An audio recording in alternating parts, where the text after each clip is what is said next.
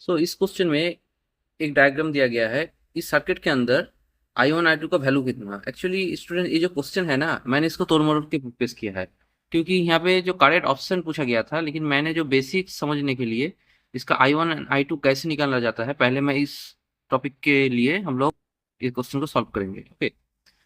सो अगर हम लोग उस पार्ट अगर हम लोग क्लियर हो जाएगा तो नेक्स्ट पार्ट क्लियर हो जाएगा। सो इस टाइप का सर्किट के लिए हम लोग देख सकते हैं दैट, और I1 I2 हम लोग कैसे निकाल सकते हैं। हम लोग अगर सर्किट को रीड्रॉ करते हैं, then this will be our circuit. जैसे आप लोग देख सकते हैं दैट इधर में जो 2 ओम है एंड 4 ओम है, इट रिसेम्बल्स, ये हम लोग किस चीज का याद दिलाता है, ह्यूस्टन ब्रिज का। ओके। सो 2/4, दैट हम लोग P/Q इक्वल टू R/S जैसे होता है। सो यहाँ पे P का वैल्यू कितना है, 2 ओम, एंड R का 4 ohm. So P/Q equal to R/S। R यहाँ पे क्या रिसेंबल करता है, this this is R, 2 ohm, and S is 4 ohm.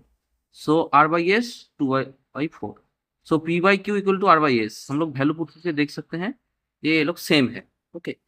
सो यहाँ पे ह्यूस्टन ब्रिज का फॉर्मूला यूज हो रहा है। Similarly for the right side we can also say that for right side that P/Q again 2/4 equal to R/S, that is 2/4 ohm. तो right side and left side, both side में Wheatstone bridge का formula apply हो रहा है। Okay. सो Houston bridge में क्या जो condition था, that, sorry for the bad drawing, जो डायमंड से ब्रिज था, इसका जो बीच वाला जो रेजिस्टेंस था, इसके अंदर से कोई करंट नहीं फ्लो होता था। कब, जब ये P/Q इक्वल टू R/S होता था। तो यहाँ पे भी हो रहा है, मतलब जो बीच वाला रेजिस्टेंस है, इसको हम लोग नालीफाई कर देंगे, मतलब ये रहेगा ही नहीं। ओके।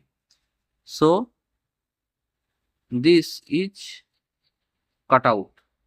ओके। सो हम लोग का जो न्यू जो सर्किट होगा वो देखने कैसा होगा, लाइक दिस। यहाँ पे दोनों वायर नहीं है। Okay. So this and this part is out. So this will be 2 ohm 2 ohm 2 ohm, and नीचे हम देख सकते 4 ओम 4 ओम 4 ओम। सो हम लोग का नया सर्किट अगर हम लोग बनाएं तो क्या होगा, तो इन जो तीनों सर्किट है, ये जो तीनों रेजिस्टेंस है सीरीज में है, नीचे वाला भी तीनों सीरीज में है। ओके। सो और ऊपर में होगा सीरीज में 6 ओम, नीचे होगा 12 ओम। सो हम लोग का I1 I2 का जो डायरेक्शन ऑफ फ्लो पहले से ही दिया गया था, that is I2 and this is I1। So I1 equal to what, V/R equivalent, that will be equal to 12/4 equal to 3 ampere. Okay, 3 ampere. And हम लोग को अब फाइंड आउट करना पड़ेगा दैट I2। ओके, I2 कितना होगा, क्योंकि I2 जो है वो तो इस तरफ जा रहा है। सो I2 मतलब क्या, किस रेजिस्टेंस से क्रॉस कर रहा है, 6 ओम। सो जो 6 ओम है, इस रेजिस्टेंस के अक्रॉस में अगर हम लोग इन लोगों को पॉइंट मान लेते हैं B and C, potential difference कितना है, the potential difference across 6 ohm resistance is 12 volt. Why, because ये जो वायर है ये ऑलरेडी जाके कनेक्टेड है इस बैटरी से, इस बीच में कोई भी रेजिस्टेंस नहीं है। सो यहाँ से जितना करंट निकल रहा है, ये प्लस एंड पकड़ लीजिए, ये माइनस एंड, वो करंट कहीं से भी ड्रॉप नहीं हो रहा है। सो बी एंड सी एंड में सेम वोल्टेज ही है, तो पोटेंशियल डिफरेंस इज 12 वोल्ट। सो हम लोग यहाँ से ओम्स लॉ अप्लाई करके I2 का वैल्यू आ सकता है 12, जो potential difference divided by R। R कितना है, across the 6 ohm resistance. Okay, मतलब BC, RBC across 6 ohm resistance. So our I2 will be what? 3 ampere. So our I1 and I2 value will be come out to be I1 3 ampere and I2 2 ampere.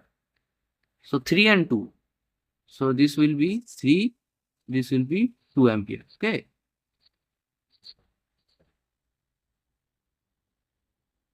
So thank you.